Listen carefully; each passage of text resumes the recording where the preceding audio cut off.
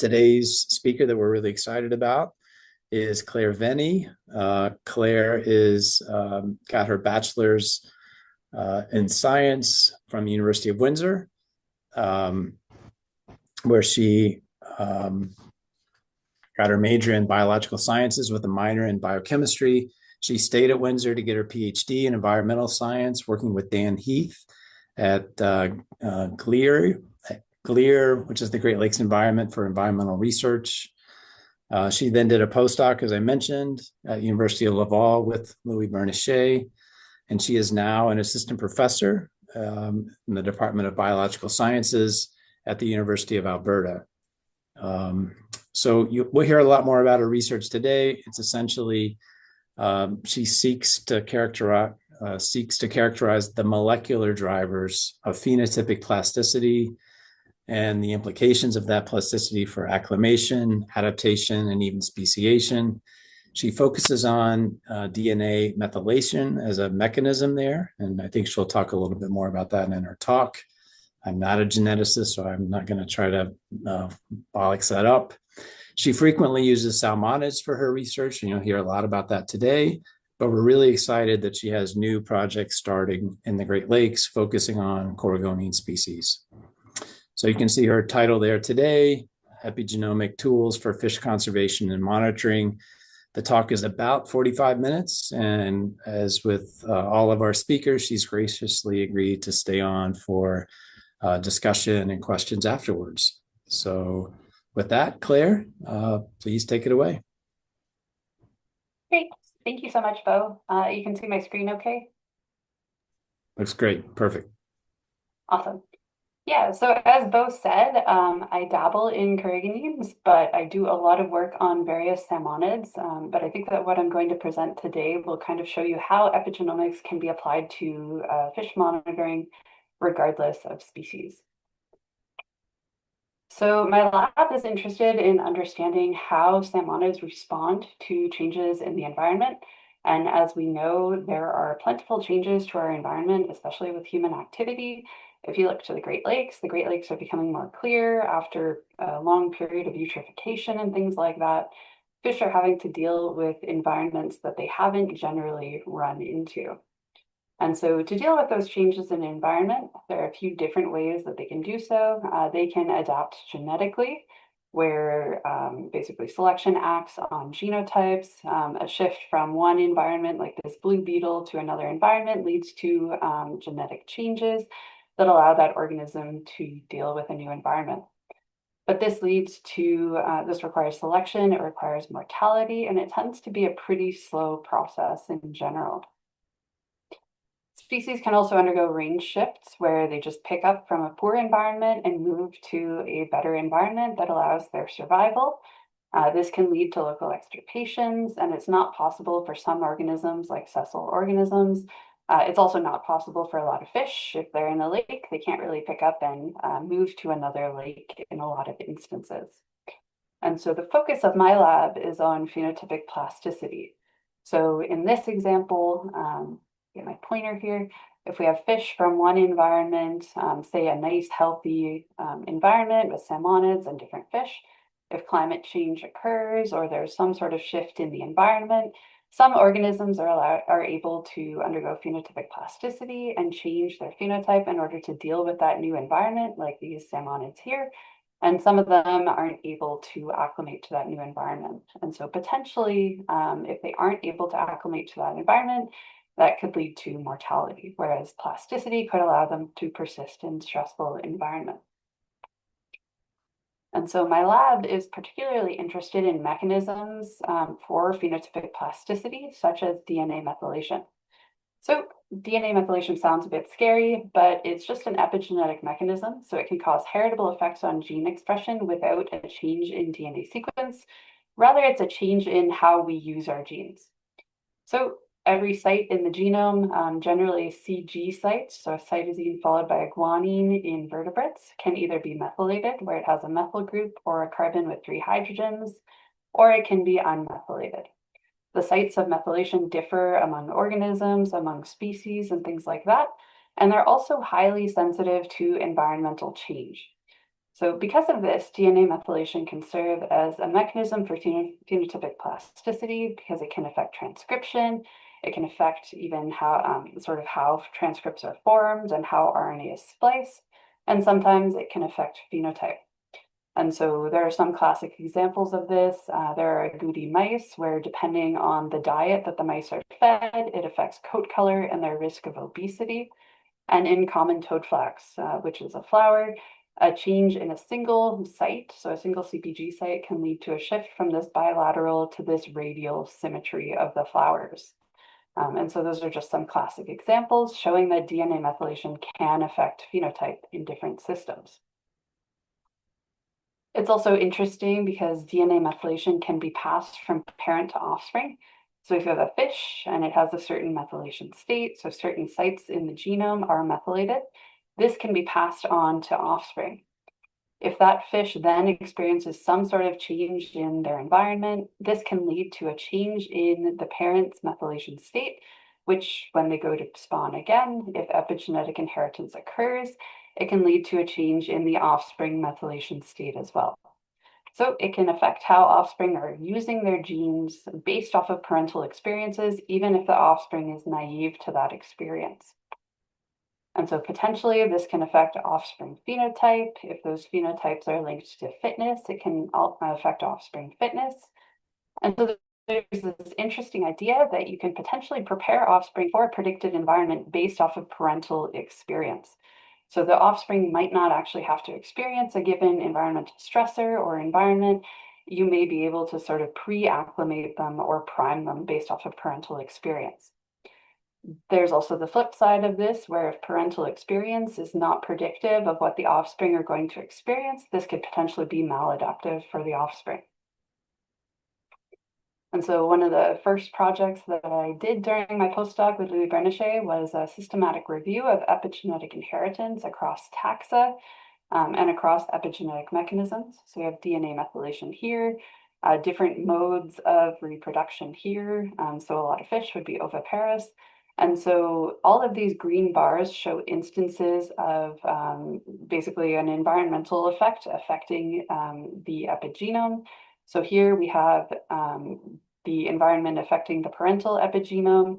These gray bars are negative instances where we didn't see any epigenetic effects of the environment.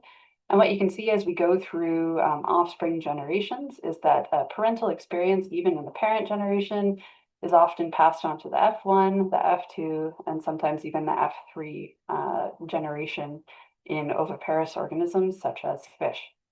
And so there are exceptional instances of epigenetic inheritance where you sometimes see epigenetic inheritance 20 years down the line.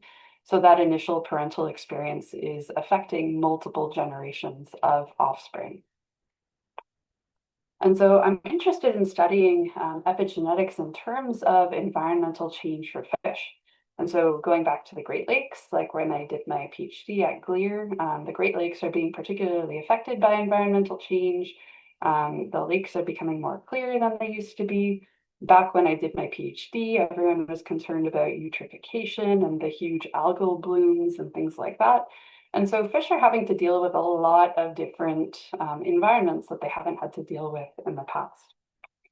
And I said I'll be talking a little bit about sort of all of my work, not just my work on carrageenines. And so if you think about Alberta as well, this is a picture of Banff from the 1800s. And so the changes to a lot of Albertan ecosystems as well, when Banff was just a general store and maybe a railway stop, versus Banff being this huge tourist mecca now, are pretty substantial for the ecosystems where suddenly we have this huge human footprint in them.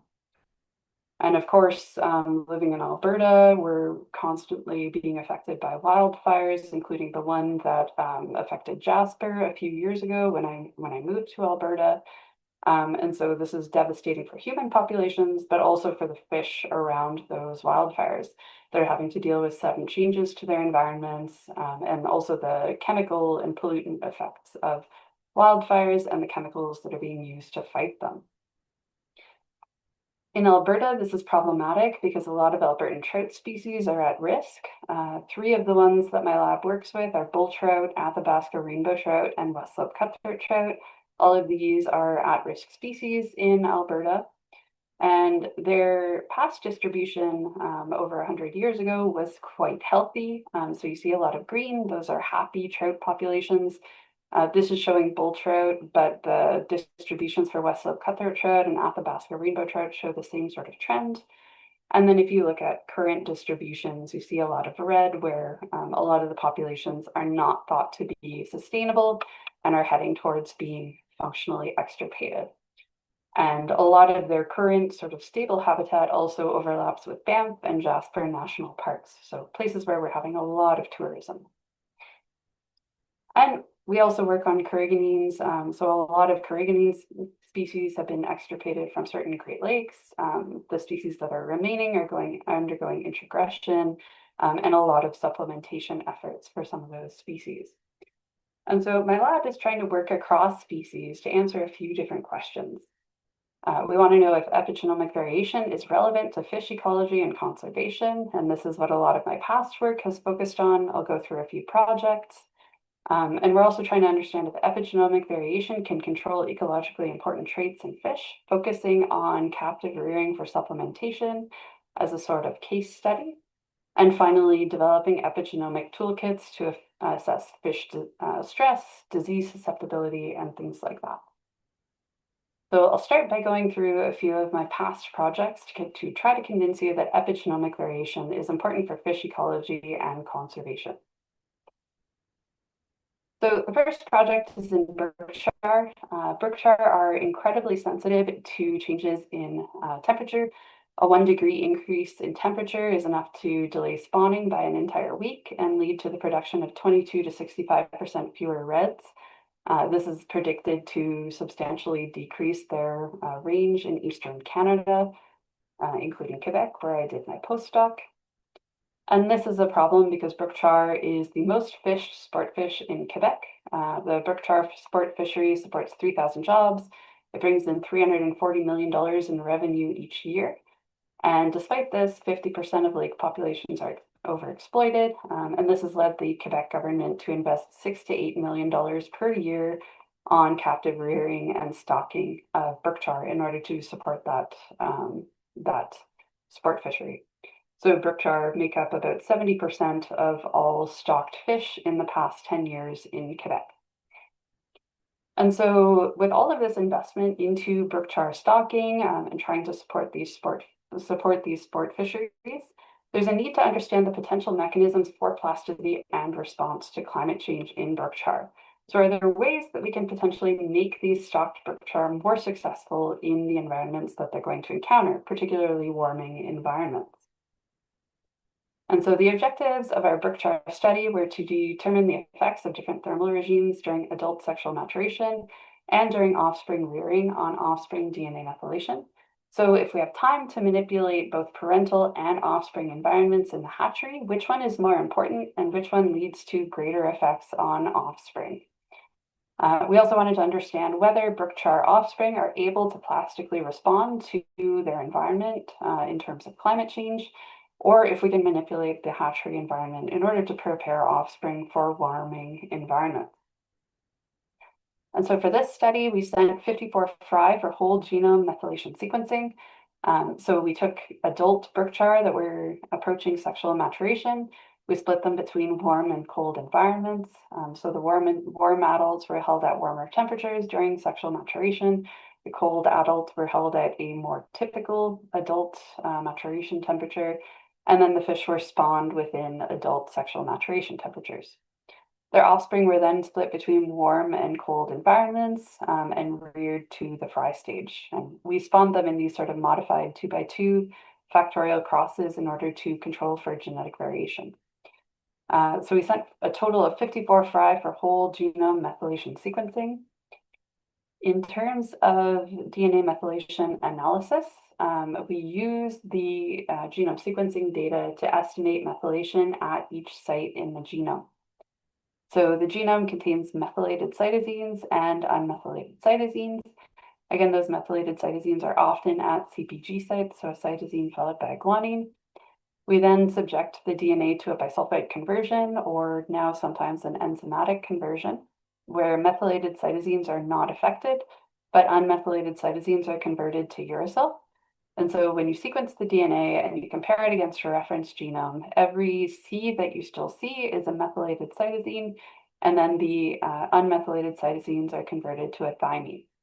So for every site, we pretty much just count up the number of cytosines, the number of thymines at a site that we know used to be a cytosine, and then that gives us an estimate of methylation at that site in the genome. We then perform differential methylation analysis to identify differentially methylated loci, which are individual sites that show differences in methylation between our experimental groups.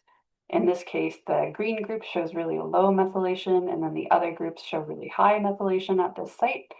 And we also identify differentially methylated regions, which are longer stretches of the genome that show more consistent differences in methylation between our groups. And so these are regions that show consistent, larger differences and likely affect transcription. So for the Berkshire study, we controlled for family structure using a jackknifing approach. And then in terms of the differential methylation analysis, we found that 188 regions of the offspring genome were affected by adult sexual maturation temperature. Only 10 regions were affected by the offspring's own temperature, and there was no interaction between the two. And so this was kind of unexpected. We thought that the offspring would have a lot more capacity for plasticity and would be able to change their methylation state in response to their own environment. But it was actually primarily epigenetic inheritance that was occurring. So parental experience was driving offspring DNA methylation state. And so when we produced a heat map for these results, you see right away at the top, for the top annotation, all of the offspring from warm adults are on the left side of this heat map. All of the offspring from cold adults are on the right side. If you're not familiar with heat maps, every column is an individual and every row represents a different differentially methylated region. In terms of juvenile temperature, which is the next annotation, we kind of saw a smattering of juveniles depending on whether they were reared at warm or cold environments. And so the overwhelming effect on offspring methylation state was actually adult temperature during sexual maturation. We also saw some evidence for both maternal and paternal effects. So here we see clustering based off of this red dam. And here we see clustering based off of this light blue sire. So it doesn't seem like this is just strict heritability. It does seem like parents are sort of differentially affecting the offspring methylome. And so for that study, it showed that adult maturation temperature affects offspring DNA methylation more than the offspring's own rearing temperature. And so there is this potential for parents to prepare offspring for an environment based off of parental experience. There's also the potential that we can manipulate parental environment in the hatchery to affect how offspring are developing. But this also shows that offspring can't easily overwrite inherited methylation marks in this instance. So whatever they're inheriting from their parents may kind of be a stable change in the offspring, especially in early development. So for this study, I think that one of the big sort of downsides is that we were missing any phenotypic outcomes for the offspring, but that is something that I will get to in a bit that our lab is trying to answer in terms of these studies. I was also involved in some work on American eel, which is a panmictic system. So there's basically one population that all return to the Sargasso Sea to spawn, and then leave the Sargasso Sea to go through normal development and whatnot before returning back to the Sargasso Sea to spawn. So it's one large panmictic population in the world with no population structure. And so despite this, we saw very little genomic differentiation. This project was led by Gabby Olmo-Diaz from Université Laval as well. She found basically no genomic differentiation, regardless of where those eels were coming from in Eastern Canada. But epigenetically, she saw really consistent differentiation based off of whether the eels migrated to either river environments, ocean environments, or Gulf environments, which were sort of a mixture of the two. And so in terms of epigenetic variation, it seems like also in some systems, early environment and sort of the habitat that they choose to live in can lead to some of these differences, even in the absence of genetic variation. So not everything is always genetic. Sometimes epigenomic variation can allow organisms to acclimate to the environment that they choose to live in. And the last past project that I'll talk about is in capelin to sort of reinforce this idea. So capelin is a small forage fish. It's found basically in a circumpolar distribution, and it serves as a connection between trophic levels. So it eats little invertebrates and then is eaten by higher trophic levels, things like salmon, seals, whales, and even Arctic seabirds. And so it's a particularly important little fish in the world's oceans. And it also has two different life histories, like a lot of salmonids do. So there are beach spawning capelin where they spawn on the beach. There are demersal spawning capelin where they spawn in deeper water. And depending on whether you're a demersal or beach spawning capelin, you differ in terms of a lot of different life history traits. So the demersal fish are semelparous, they reproduce once and then they die. The beach fish are iteroparous, so they reproduce multiple times. The beach fish don't tend to die after spawning, and they tend to produce a large number of small eggs because they tend to have pretty low survival at hatching. The beach fish are particularly prone to desiccation, whereas the demersal fish, they invest a lot more into their offspring because it's less likely that they will die from desiccation. So past studies have tried to identify the genomic basis for these differences between beach and demersal spawning capelin. And what they found through RADseq data, so basically a little reduced representation method for 25 spawning sites of capelin in North America, using more than 25,000 sites in the genome, was that there are very few sites in the genome that are actually different between beach spawning and demersal spawning capelin. And maybe this makes sense because capelin are sort of broadcast spawners, like sort of the ocean goes white when they're spawning, especially in large numbers. And so there aren't many genetic differences between the two life histories. And so for this study, we wanted to determine the relative extent of genetic and epigenetic divergence between beach spawning and demersal capelin. To try to understand if there are genetic differences at the whole genome level, or is potentially epigenetic variation involved in driving phenotypic differences between the two life histories. So for this project, we performed whole genome sequencing for 453 capelin in both on the east coast of Canada and in Europe, and whole genome bisulfite sequencing, which allows us to assess DNA methylation for 55 of those fish. So we found that there was really high genetic divergence. We measured FST, which is a measure of genetic differentiation between populations. There's really high FST between North America and Europe, which is probably expected. There's an entire ocean between them. But this told us that we should be analyzing the two continents separately because epigenetic variation can sometimes be affected by genetic background. In terms of epigenetic divergence in Europe, we found that almost 300,000 individual sites of the genome were differentially methylated between our demersal spawners, which are the blue on the left here, and our beach spawners, which are the gold on the right here. And almost 10,000 regions of the genome were differentially methylated between beach and demersal spawners. So again, for this heat map, we can see a really nice grouping of our demersal fish, which tend to have higher methylation on the left here, and then our demersal spawners tend to have lower methylation at these regions on the right here. We didn't quite see the same pattern in North America. We found only 199 regions of the genome were differentially methylated between our beach spawning and our demersal spawning capelin, but we still saw fairly consistent differences in methylation. You can kind of see a color blocking pattern going on in some of these regions. And so it does seem like, despite the lack of genetic differentiation between beach and demersal spawners, there is consistent epigenetic differentiation. So we didn't see many genetic differences. We saw a lot of epigenetic differences between life history tactics, and we think that this may be representative of developmental plasticity. So if you've had sushi and you've had masago on your sushi, those are capelin eggs. They're very sticky. They kind of stick wherever they land in the environment. And so there's this possibility that the eggs are kind of laid in the environment. They acclimate to a certain environmental situation. And then in a developmental critical period, their developmental trajectory is kind of set regardless of what environment they're running into. So this green is showing the environmental change.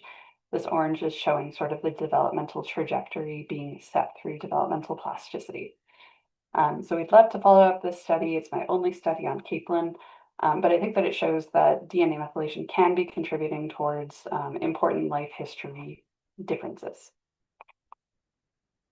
So that's the first part of my talk, where we tried to understand if epigenomic variation is relevant to fish ecology and conservation. And I would say yes, there are potential applications of epigenetic studies to captive rearing, and we can sometimes explain some phenotypic and physiological differences in fish, even if there aren't substantial genetic differences, things like life history tactics.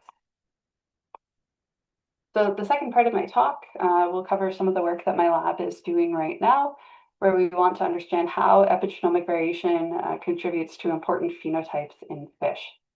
And so for this, we are focusing on captive rearing for supplementation. So as a lot of us know, captive rearing for supplementation often involves taking fish out of the wild environment, bringing them into the hatchery for a while they sexually mature, and then spawning them in the hatchery to produce young. Sometimes we even sort of skip this step of rearing the adults in the hatchery and just take gametes from the wild, mix them, fertilize them, and then grow the offspring in the hatchery. And despite this fairly low amount of time spent in the hatchery, captive rearing can lead to decreased survival in the wild for these captive reared fish. It can reduce their reproductive success. Some work by Trevor Pitcher has been showing that differences in tank coloration can affect fish coloration. So sometimes we don't think about these sorts of choices. I know at the University of Alberta, we have white tanks with West Slope cutthroat trout in them, and our West Slope cutthroat trout are now basically albino until we take them out of those tanks for a while. But captive rearing can also affect behavior. It can affect anti-predator responses. It can affect aggression and things like that. And it can also affect different morphologies for fish. So things like facial morphology, heart and cardiac morphology, and that cardiac morphology can also affect swimming capacity in captive reared fish. We also know from some past studies by others that captive rearing can reduce the reproductive success of fish and can also at times negatively affect population productivity. So the more captive bred fish that we have sometimes, the less productive that population can be. And captive rearing just across species, there's a meta-analysis by Mark Christie in 2014 that shows that overall captive reared fish do have lower reproductive success than wild fish, with this 1.0 line representing the reproductive success of wild fish. And so sort of understanding how we're affecting fish through captive rearing and trying to mitigate some of these phenotypes could lead to more effective captive rearing protocols and potentially increase survival in the wild. And so this is what my lab is trying to do. We're testing out different ways to modify the captive environment. And so a lot of people are sort of, if you think about what we're doing in a lot of instances of captive rearing, you're taking a fish out of a really complex natural environment and rearing them in barren tanks. So in Alberta, I say, this is the equivalent of rearing a kid in a plain white room, and then its identical twin is, reared in this sort of bright, colorful room with a bunch of toys and interest and things like that, and then expecting the kid to be able to survive at a major tourist attraction like Banff or the West Edmonton Mall or something like that. And so our lab is looking into ways to sort of modify the captive environment, add a little bit of enrichment and interest for the fish, and see how that affects phenotypes and how that might affect post-release survival and performance. So we're working on captive rearing in several different systems. One of them is west slope cutthroat trout, which is at risk in Alberta. And we're trying to understand, sort of revisit the project that I presented on brook char to understand how adult versus offspring environmental enrichment affects captive bred offspring. So hatchery managers are quite busy, and they have a lot to do. And so if we can sort of target the life stages that are particularly benefiting from enrichment, then we can potentially improve and sort of hone in on the stages that will improve fish performance. So for this, we modified the parental environment. We had enriched tanks where we had some large rocks for substrate, these little rabbit hutches, which you can see 2 trout are in here right now. They actually loved the rabbit hutches. And then we had other parents that were reared in the typical barren tank. These are pictures of our first spawning back in 2025 when we finally found gametes after several months of monitoring the fish. I was a very happy PI at that point. So we spawned the fish within parental environments and then split the offspring among each environment. So we took offspring from the parents that were in the enriched environment and split them between enriched and barren offspring environments. And we did the same thing for the parents in barren tanks. So this project is being led by Brittany Frick, who's an NSERC PDF in my lab. She is working on the epigenomics and physiology data right now. It was also supported by Vala, who helped with a lot of the physiology and behavioral experiments, and Afifa, who's currently running, finishing up the behavioral analysis to assess anti-predator responses.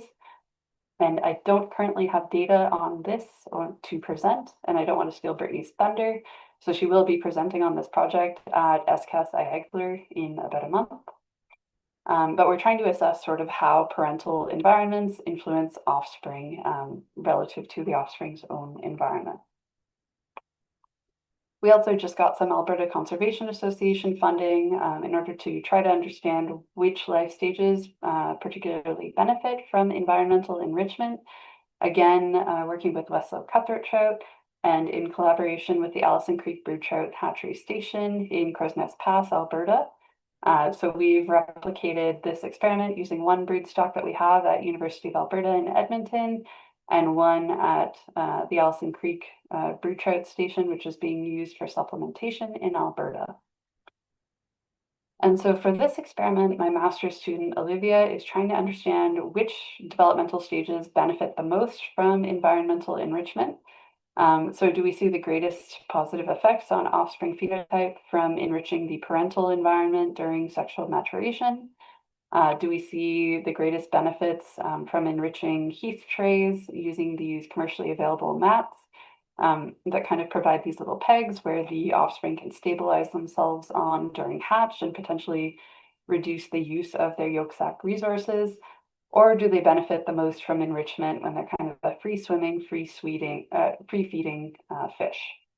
And so for this, we're using 3D printed aquarium substrate that's really nice and easy to clean, but allows some sort of interest for the fish in the tanks.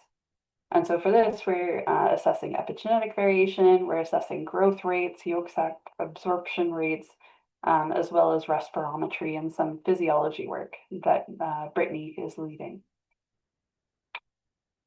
Now we're finally talking about carrageenans, but some of our work is also working with Andrew Hansi and others, working with USGS, Trevor Krabenhoft, who I saw is on this call, and folks at Bay Mills Indian Community and US Fish and Wildlife, OMNR, to try to understand if we can use epigenetics to mitigate some of the phenotypic effects of captive rearing introduced in carrageenans.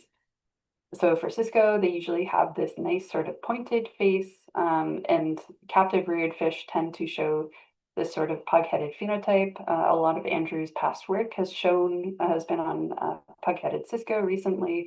And so we're trying to understand if epigenetic variation is potentially contributing towards this captive pug-headed phenotype, and if we can make changes in the hatchery in order to avoid those phenotypes. And so I also don't have data on or results to present on this. Tia is really hard at work on the bioinformatics and should have some data to present at SCAS IAGLR as well. But we're sort of continuing this project in collaboration with Andrew Hansi and Trevor Pitcher to understand how tank choices affect cisco phenotypes. So Trevor Pitcher gave a presentation recently at the Carriganine seminar series where he showed that tank coloration has a lot of effects on salmonid phenotypes. So for Chinook salmon, if you rear them in a white tank, they look white. If you rear them in a black tank, they look black. And in blue tanks, they show this sort of bluish coloration. And so after talking to some folks from Jordan River and US Fish and Wildlife, they've seen these same sort of effects in Great Lakes Carriganines. And so we're trying to understand how different tank choices, including tank coloration and whether the tanks are enriched or barren, affect development of cisco. So for this, we're doing geometric morphometrics. If we see pug-headed cisco, we're hoping to do feeding trials. And we'll also be studying the epigenomic variation that might underlie some of these differences in phenotype, assuming that we observe them. And so that work will be performed by Brittany Firth, who's a PDF in the lab, and Raphael Bouchard, who is an incoming NSERC PDF joining my lab in September. All right, so those are some of the projects that we have ongoing to try to understand how epigenomic variation can affect phenotypes, in particular focused on captive rearing for supplementation. The last part of my talk will be on the development of epigenomic toolkits to monitor fish population health. And so even if DNA methylation isn't linked to phenotype, it can still tell us a lot about an animal. So this is where epigenomic biomarkers come in. They're epigenomic changes that aren't necessarily functional, but they can tell us a lot about an organism. So it can tell you about the age of an organism, its sex, its past experience, and potentially even its risk for disease. So a study in mammals produced a pan-mammalian epigenomic clock where you can take a chunk out of any animal, extract the DNA, assess DNA methylation, and age that animal within about 2 years. So whether it's a little mouse or an elephant or a whale or a human, using these epigenetic clocks, they're a very powerful tool to tell you about an organism. In this case, they were focused on age, but there are a lot of different applications. So they can tell you about disease risk, they can tell you about cancer risk and things like that. They can tell you about early life environmental exposures. And in the fish world, they're being used to trace spawning in different fish species. And even through environmental DNA, you can sometimes pick up on these epigenetic marks and then predict the age of fish in that tank or in that water body. And so they potentially present a powerful tool to add to our sort of conservation toolkits in salmonids. And so we are demoing these epigenomic biomarkers on the western side of Canada. Whirling disease is a huge threat to our salmonids in Alberta. It's spreading to British Columbia. Whirling disease is spread by a myxozoan parasite. It infects juvenile fish and it affects the cartilage. It affects skeletal development. It leads to this typical sort of tail deformation and tail darkening. And it's named whirling disease because due to this deformity, the fish tend to just sort of swim in circles. And it's often lethal for juvenile fish. So whirling disease is spreading through a lot of that native trout habitat in Alberta that we talked about, and it's being detected in British Columbia and different watersheds in Alberta as well. So it's a big threat to Albertan salmonids. So my lab we just got funding from Genome Alberta and the government of Alberta with some co-funding from West Fraser and the University of Alberta to perform multiomics to understand if there are genetic or epigenomic biomarkers of whirling disease susceptibility. So we'll be doing controlled whirling disease trials for bull trout, Athabasca rainbow trout, and Westlow cutthroat trout, paired with a commercially available rainbow trout that we know is susceptible to whirling disease. All of this work will be led by Patrick Hannington, who's a professor in the School of Public Health at U of A. So we will be doing these controlled disease trials in the biocontainment level 2 facility at the University of Alberta. And so Raphael, who's my incoming NSERC PDF, and 2 incoming master's students, Skylar and Vala, will be tackling sort of the genetic and epigenetic and transcriptomic data for this and trying to identify biomarkers of disease susceptibility or resilience. And the last project I'll talk about is on monitoring fish presence and stress with environmental DNA. So this is a project that I've actually wanted to do for basically since I finished my PhD, and we found the opportunity to do this.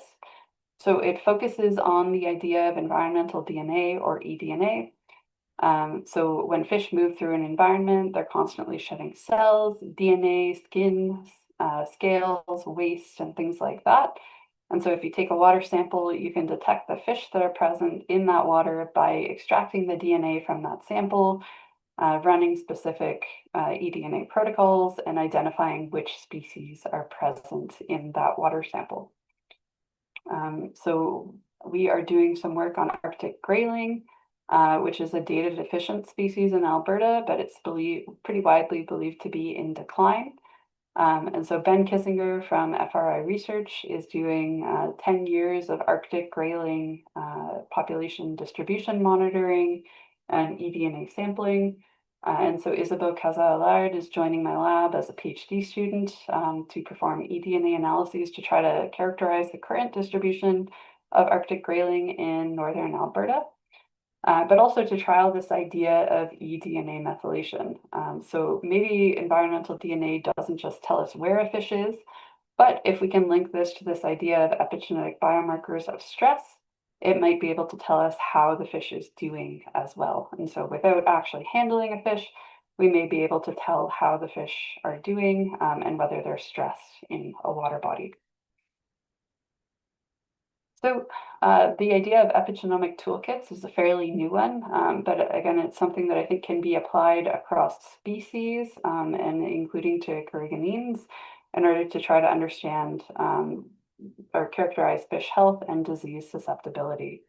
And so altogether, my lab is interested in characterizing epigenomic variation, understanding how it's relevant to fish ecology, how it can inform us on how captive rearing is affecting fish and leading to some of those unintended phenotypes of captive rearing, and whether it can tell us about fish health in natural ecosystems.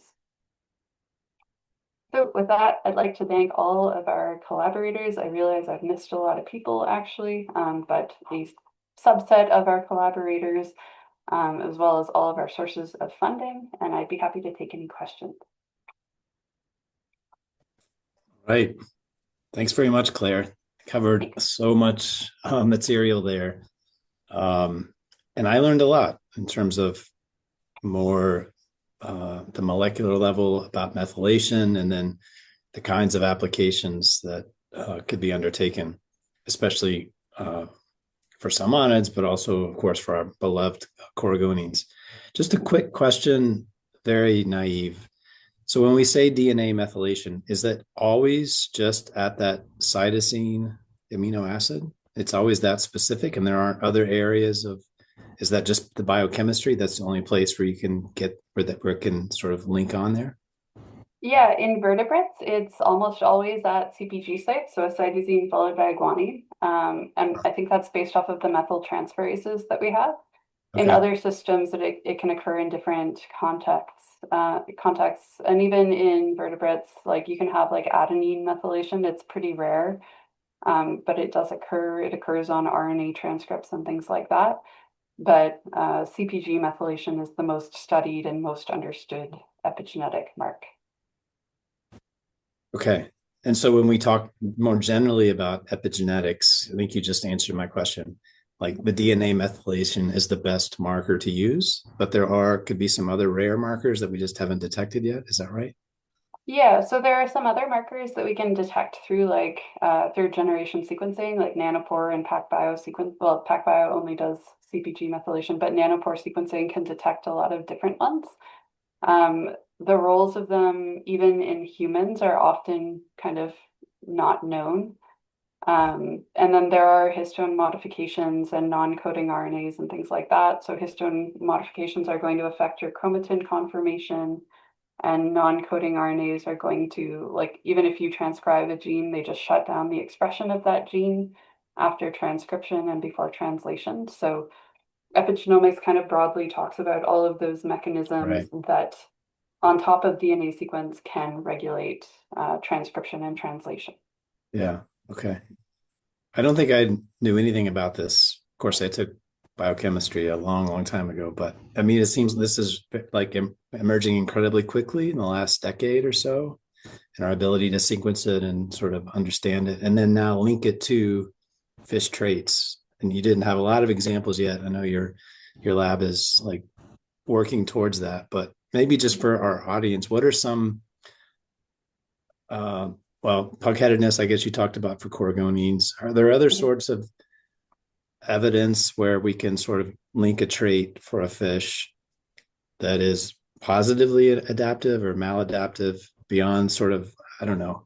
What's the textbook example? Was it the kind of for fish at least? Maybe you covered that in your um, earlier, and I'm just not remembering it. But Yeah. um, So in terms of fish, and sort of ecological and evolutionary epigenomics in general, it's a fairly new field. Papers really started coming out in like 2014, 2015-ish, and then it's kind of been a consistent increase. And so in fish, it's not super well characterized. There are studies showing like environmental enrichment affecting anti-predator behavior and the epigenome. I've seen studies on cichlid coloration where substrate color can affect cichlid coloration. So whether you rear them on blue versus yellow substrates, that leads to a blue versus yellow fish. And it seems like the pigment cell contraction and expansion is epigenetically mediated, like through DNA see. methylation. Okay. And our lab, Brittany Firth is also sort of a physiologist by trade. You know, I'm the epigenomicist. She's trying to bring in some of the phenotypic data. And so we are trying to link epigenetic variation to like aerobic scope and things like that, like metabolic rate, Right. CT max, etc. So, I mean, we are at the sort of question and answer session. If you have a question for Claire, please raise your hand, and ideally pop your screen on to make it more personal. You can also write a question in the chat. While you come up with other questions, I might just go back to the brook char, not brook trout, brook char. And so those are some really cool differences in like the maturation temperature of the parents, right? And not so much of what the larvae were experiencing, cold versus warm. How can you tell us more about the treatment, like over which, like how long was that temperature treatment over there? Like, is it like months or like a critical few weeks? And how different was the cold versus the warm? Um, do you remember any of those details? Yeah, so the warm temperature and the cold temperature were separated by 3 degrees Celsius. I believe it was 5 and 8 degrees Celsius. Okay. So it wasn't a substantial change in temperature Okay. or anything like that. Um, and I believe it was through the full period of sexual maturation. So I think it was 3 or 4 months that they were held at those temperatures, um, which is not necessarily, atypical in a hatchery or something like that either, like that sort of Right. duration of captivity for the parents.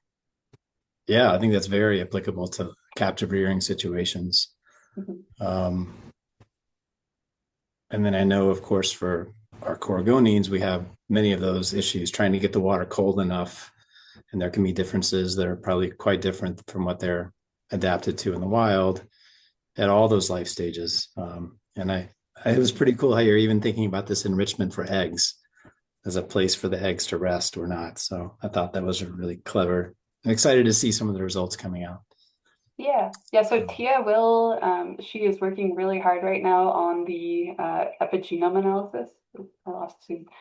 She's working really hard on the epigenome analysis, but she is comparing some Great Lakes cisco, so ones reared at Jordan River under elevated temperatures with natural broodstock, ones reared at natural temperatures with captive broodstock and things like that. fish from a semi-natural channel at Hammond Bay Biological Station and things like that. So we should have some information on epigenetic differences based off of captive rearing protocols that are currently being used. Yeah. Fingers crossed at SCAS. Yeah, great. Yeah. Yeah. Okay. Andrew Hanzi. Hey, Claire. Excellent talk. Can you hear me okay? Yep. Awesome. Yeah, that was fantastic. It was great to see all of the things that you're working on. So kind of following up on Bo's question and comments there about the sort of timing or the amount of time that a parent has to be exposed for, or might have to be exposed for epigenetic changes to occur. I don't know if you have any sort of sense of like what the minimum amount of time might be for an epigenetic change to occur and how that might influence offspring. I'm thinking about things like gamete collection protocols, and if even something over a really short period of time, like hours, for example, that a fish might be stuck in a net before it gets spawned out, is, could that have an impact potentially on offspring in any way, or is that something that is probably too short term to have any sort of meaningful impact? So that's kind of part one of my question. And then I have another little follow up on that too. Yeah. Yeah, thanks, Andrew. Nice to see you. Yeah, definitely, even short-term stressors can lead to epigenetic changes that then can be passed on to offspring. So a lot of the studies are in mammals and things like that, and like sort of model systems. But for those, it's been shown even like really short-term, like acute thermal stress can lead to changes like 3 or 4 generations down the line in the offspring. It kind of seems to depend on the severity of the stress. So if it's a really severe stress, a shorter duration is probably enough to elicit those epigenetic changes. I know there's some work coming out of Rowan Barrett's lab about like perceived predation stress from like predator cue. Like if you kind of blend up a fish and then expose the fish to that, it can lead to epigenetic changes in the fish that think that they might be predated upon within an hour or so. So they can be pretty rapid changes, and then how quickly they actually shift back to the typical state is not incredibly clear, but basically everything affects the epigenome. It's a bit crazy. Wow. Yeah. So certainly that's, I mean, within the realm of possibility for something like, stressful events of collecting the fish to collect their gametes. I mean, you might be netting them or shocking them or something like that, and that could lead to stress. And thinking about your environmental epigenetics, environment, or methylation, I don't know what you want to call it, eDNA Mhm. methylation stuff. It might be interesting to think about like comparing. If you have a spawning population, you might be able to get a sense of sort of what the methylation state is by doing that sort of approach without touching the fish, and then Mhm. compare that to the fish that you caught and tried to extract gametes from, and see if there's any major differences that might be leading to differential sort of survival or phenotype. That's really interesting. The only other thing I wanted to bring up or question for you really quickly is, you talked about obviously parental effects or parental environment having a huge effect on the methylation states of the offspring and how that might impact their survival, their performance. Mhm. So how critical, I mean, this is something that I think, folks in fish culture have thought about for a long time, but the idea of environmental matching or trying to match, what the parents or what the offspring might have experienced where the eggs would have been laid compared to Mhm. what they're experiencing in a culture setting. Um, this made me think about sort of even more hyper focused how might those differences, as opposed to just saying, well, let's get the temperatures close and these are the incubation temperatures. These, I mean, very specific things like substrate sizes or water chemistries or anything could be potentially really important for trying to match those things up to try to get the offspring to, they'll be prepared essentially by their parents to survive in this very particular environment. And I just wonder if you have any thoughts on sort of that line of thinking. Again, culture people think about this sort of stuff all the time, but I think maybe a little bit more high level, again, sort of matching the big ones like temperature or maybe light or something like that. But it could be potentially hyper specific, is kind of what I'm learning from your presentation here. Yeah. Yeah, no, I mean, I think basically, like I said, everything affects the epigenome, which is kind of, it's interesting for me because we find a lot of effects of different things, but it also means everything will affect the epigenome. So like, yeah, differences in water chemistry, um, light cycles and things like that. Like, the number of hours that you have the tank lights on versus off and things like that. All of those sorts of things affect the epigenome. In our enrichment studies too, like some of the enrichment, we're starting to work more with hatcheries to make it a bit easier to clean. But when we were using rocks and things like that, it definitely became a pain to clean. And so we had to start telling them, you need to mock clean the barren tanks as well. So every time that you disturb the fish in the enriched tanks, you also need to go disturb the fish in the barren tanks so that they're equally disturbed, equally stressed, and things like that. And so, yeah, like you think about the differences, even just in terms of like, when we're walking through the aquatics facility, the number of fish that swim towards you in an aquatics facility or a hatchery versus the number of fish that swim away from you in nature, like we are very much affecting them in basically every way. But I think it's great that, a lot of people are trying to do what they can to, mitigate and naturalize the hatchery environment. Awesome. Thank you. Thanks. Thanks, Andrew. Wendy.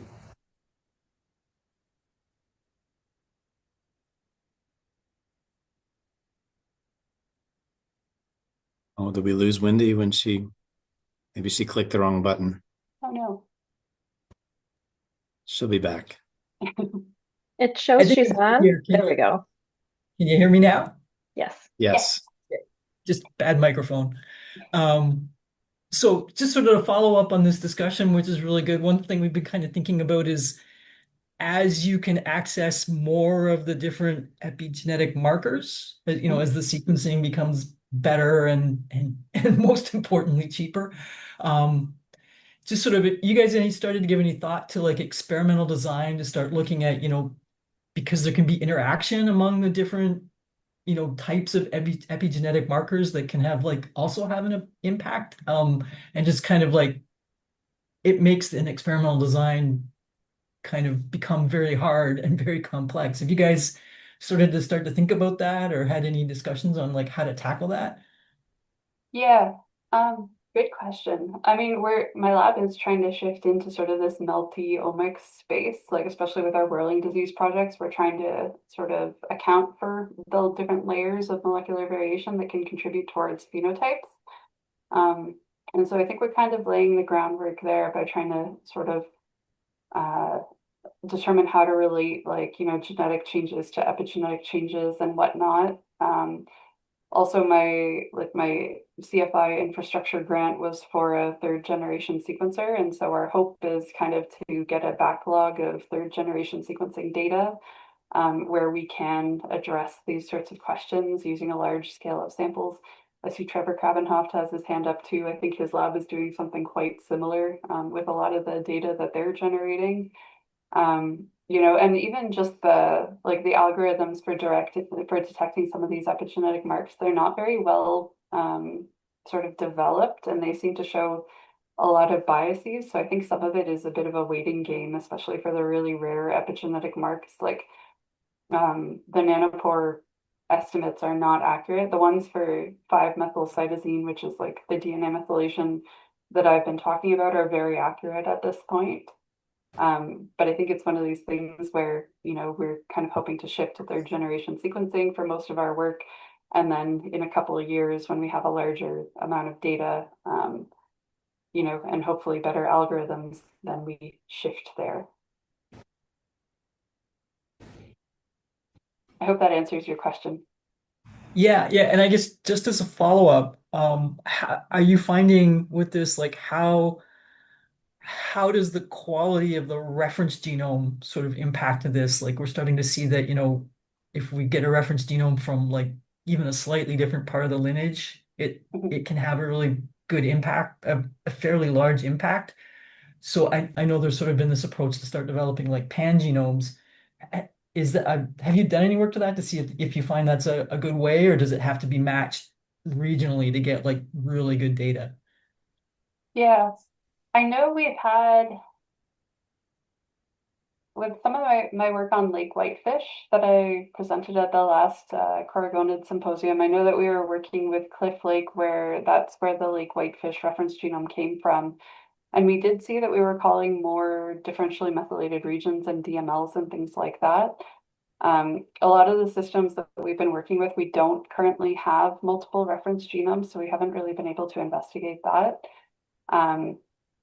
Yeah, I know Trevor Krabenhoff's lab is playing with, I think, pan-genomes, and some folks at Cornell as well, where we've been playing with a bit of their PacBio data. But yeah, I don't have a great answer on that. I would assume like if it's affecting mapping, then it's going to affect CpG methylation calling and things like that. But the one nice thing about our methylation callers is they do actually look for the CpG site. So even if the reference genome doesn't have a CpG site present, we can still assess methylation. So it's more just, does it affect alignment enough that then we can't analyze that region of the genome? Cool. Thanks. Thanks. Thank you, Wendy. Trevor, you put your hand down, but I see you're still on. There you go. Hey, thank you, Claire. That was really interesting and fun. I appreciate the talk. Thanks. I always get confused when I think about transgenerational, like how it actually happens mechanistically. Maybe you can fill me in on like the current state of understanding of how that happens. My understanding is that like a single cell fertilized egg, basically methylation has to be wiped clean each generation at that step, such that that stem cell can develop into heart cells or brain cells, or so that process of cell differentiation is basically is methylation largely. So, but sometimes it is very clear that transgenerational inheritance happens. So I'm wondering, is it actually literally that the DNA methylation gets passed down, or is there some other mechanism like RNAs or something packaged in sperm or eggs that make it go back to the same stage basically as the parents? Yeah, good question. So there's been some work by Ozrin Bogdanovic, who does a lot of developmental epigenetics in fish.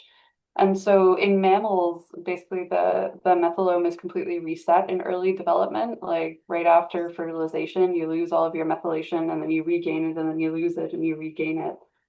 In fish, that doesn't tend to happen. But it also depends on the fish species. So like zebrafish seem to undergo remodeling where you lose your maternal methylation state, and then all of your methylation marks resemble that of your father zebrafish, and then it goes back to sort of like normal variation and you regain that maternal methylation state. But in a lot of fish species and sort of things that I consider a bit more similar to salmonids, there's an incomplete loss of methylation, or even just a complete absence of that sort of resetting during early development. And there was also for a long time this idea of like the Weismann barrier, where like the somatic cells and the germline don't interact, and there's like this sort of iron wall that protects them from any sort of like somatic changes will not be incorporated into the germline. But that does not seem to be the case even in humans. So it seems like if there is some sort of like Weismann barrier, it is semi-permeable, if not quite permeable. And so there is sort of, hormones, stress hormones, things like that do seem to be affecting the germline.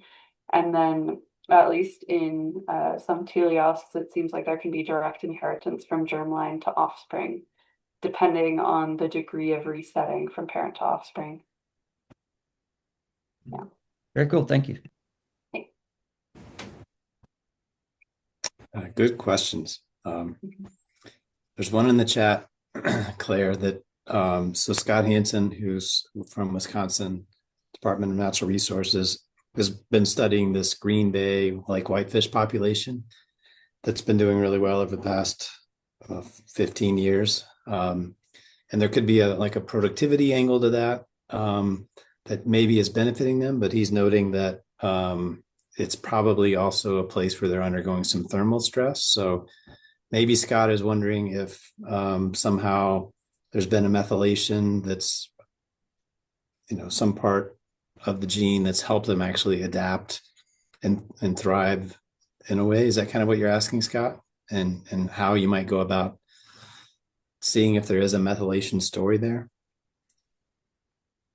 Yeah, that's really it. I mean, right, the thermal habitat is just, needless to say, becoming smaller and smaller each year with the temperature rises in Green Bay. So somehow these fish are still handling it, in spite of that. And certainly the nutrient stuff is something we're well aware is a factor, but you just wonder how long they're going to be able to handle this thermal stress down there. And if they are adapting, they certainly seem to be. They certainly seem to be holding on in places where even commercial fishers thought there's no way they could sustain that. So yeah, just something that struck a chord. Great question. Thank you, Scott.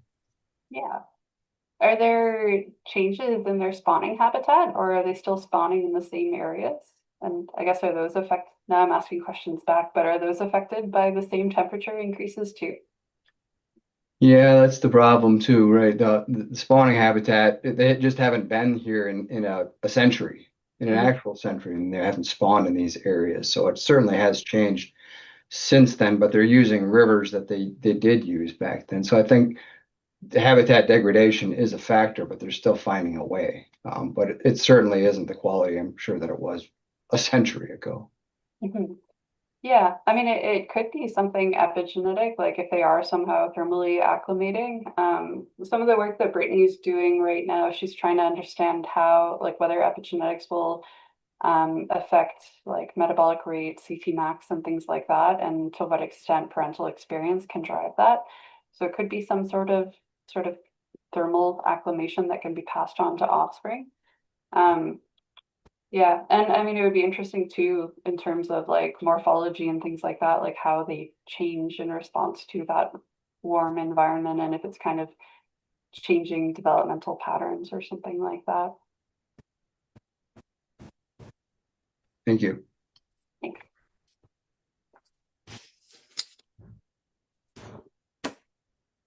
Thanks, Scott.